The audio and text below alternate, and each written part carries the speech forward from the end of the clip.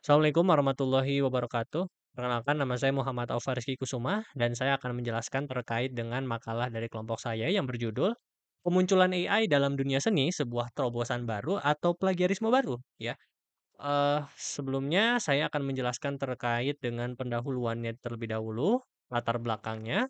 Jadi kita mulai dari definisi AI yang akan dibahas di sini, atau lebih umum ya, kita akan bahas lebih umum dulu.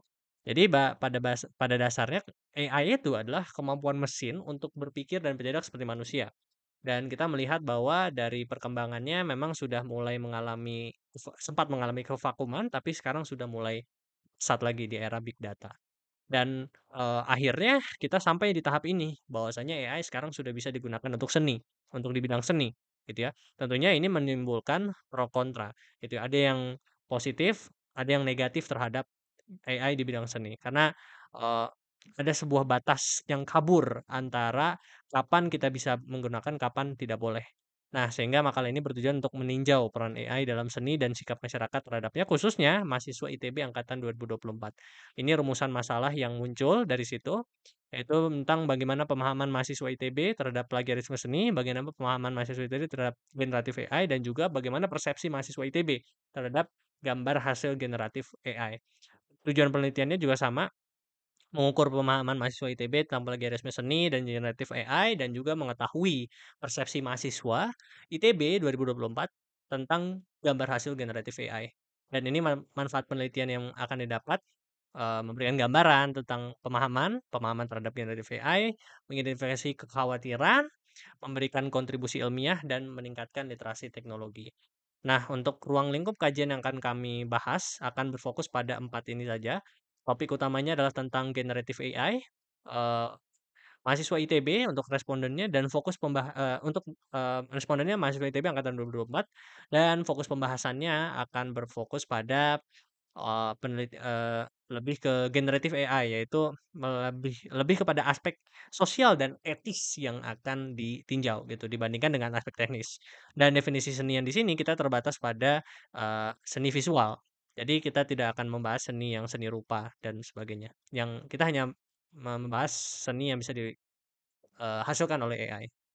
Dan ini metodologi penelitiannya, yaitu menggunakan kualitatif dengan menggali persepsi masyarakat tentang keaslian karya seni di era AI, dan menggunakan survei kuesioner, dan fokusnya adalah mengetahui batas antara inovasi dan plagiarisme menggunakan AI. Dan kemudian nanti akan dilakukan dengan analisis data, yaitu metodologi penelitiannya jadi ada dua, yaitu dengan menggunakan kuesioner dan analisis data.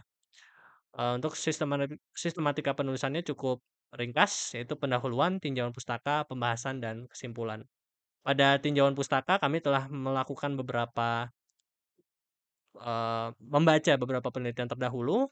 Pada dasarnya, ya pada garis besarnya adalah ada yang pro terhadap AI, bahwasanya AI ini berkontribusi terhadap, masyarakat, di sini bisa dilihat ya, ada yang merevolusi cara kerja dan komunikasi, ya ada yang menghasilkan konten baru, tapi juga ada yang bilang menimbulkan masalah. Ada yang menimbulkan masalah. Nah, ini memang wajar ya, di penelitian terdahulu pasti wajar ada yang pro dan ada yang kontra. Itu bagian daripada penelitian. Nah, maka dari itu kami, beberapa, penelitian ini. Nah, sebagai landasan teori, AI dalam seni itu sendiri, dia kita bisa definisikan sebagai sebuah mesin yang mampu menghasilkan karya seni yang menyerupai buatan manusia. Tapi tentunya ini menimbulkan kekhawatiran, apakah sebetulnya bisa gitu menggantikan manusia, gitu. Apakah seni yang tadinya digunakan sebagai ekspresi manusia, sekarang hanya bersifat komoditas saja, gitu. Nah, ini berlanjut kepada sebuah kasus, contoh kasusnya adalah kasus Midjourney. Ada kemenangan karya AI di Colorado State Fair yang memicu debat tentang AI ini sebagai pencipta atau alat bantu, gitu. Kemudian kekhawatiran seniman itu juga tidak bisa kita lepaskan, bahwasanya ya seniman jadi ogah gitu ya untuk, bikin karya baru kalau misalkan dia berpikir, "Mengapa harus saya membuat karya baru?" Gitu ya. Saya akan ter-replace oleh AI yang bisa menciptakan gambar tanpa harus melalui proses pemikiran mendalam terkait dengan apa yang ingin digambarkan, apa yang ingin diekspresikan gitu.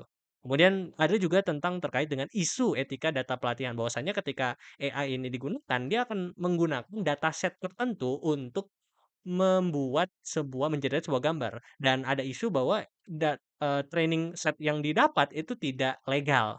Sehingga ini menjadi isu juga.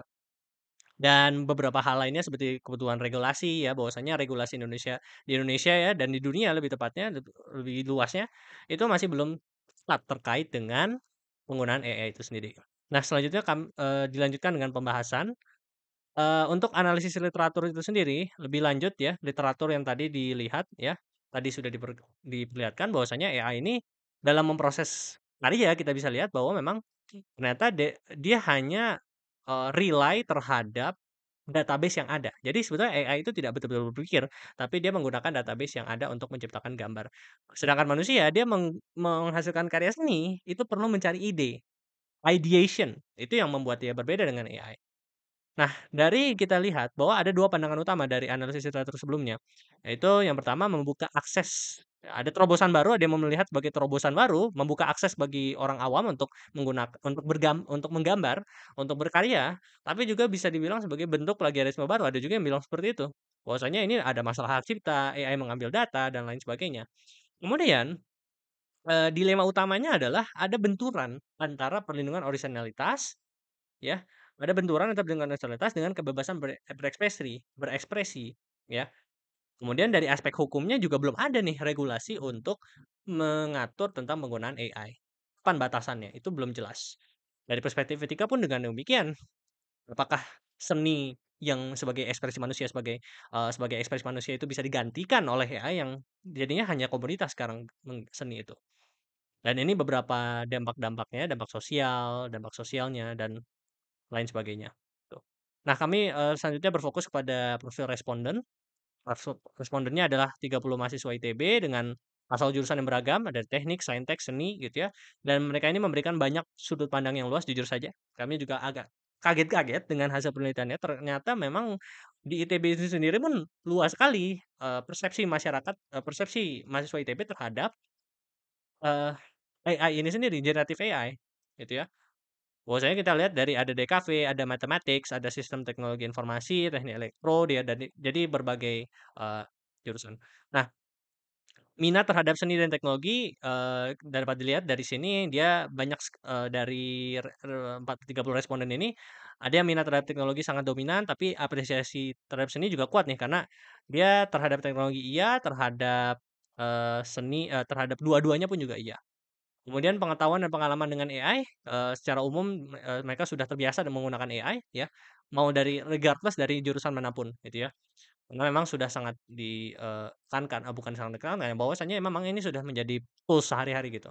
Kemudian tentang pemahaman plagiarisme ya, ada yang unik di sini bahwasanya untuk mahasiswa seni seperti di kafe, itu punya skor pemahaman tinggi ya. Jadi di sini, eee, sedangkan untuk mahasiswa teknik ya itu pemahamannya lebih rendah, ya. Dapat disimpulkan bahwa memang ini bukan untuk mengkategorikan, tapi, persepsi terhadap plagiarisme dipengaruhi oleh latar belakang akademik, dan mahasiswa seni cenderung lebih sensitif terhadap isu plagiarisme.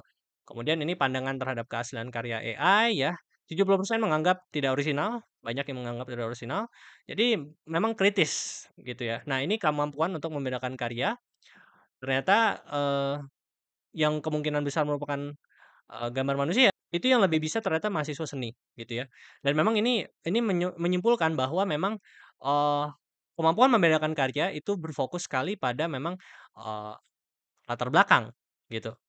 Orang-orang yang orang-orang yang, menggunakan orang-orang yang banyak terpapar dengan seni, memang karyanya, lebih intuisinya lebih kuat gitu, dan memang itu wajar gitu, itu berkaitan dengan jam terbang. Dan yang menarik di akhir adalah bahwasanya terkait dengan hak cipta memang, 66,7% itu menyatakan bahwa nggak usah ada hak cipta untuk karya AI. Karena memang nggak jelas siapa yang bikin, antara yang nge-prompt ataukah yang ataukah si AI-nya itu sendiri. Jadi memang belum jelas tentang ini, gitu. Dan ini untuk lain sebagainya. Pada kesimpulannya memang mahasiswa ITB ini sudah paham tentang generatif AI, banyak yang menuai pro kontra, banyak yang menuai pro kontra yang mengatakan ada potensi masalah, tapi ada juga yang netral, ada juga yang mendukung. Sebagai diskusi dan saran, sebaiknya memang, pertanyaan dibuat untuk lebih open-ended question sehingga bisa menggali lebih dalam terkait dengan pengetahuan mahasiswa daripada hanya yes or no question. Kurang lebih seperti itu, mohon maaf bila ada kesalahan. Billahi taufiq wal hidayah. Assalamualaikum warahmatullahi wabarakatuh.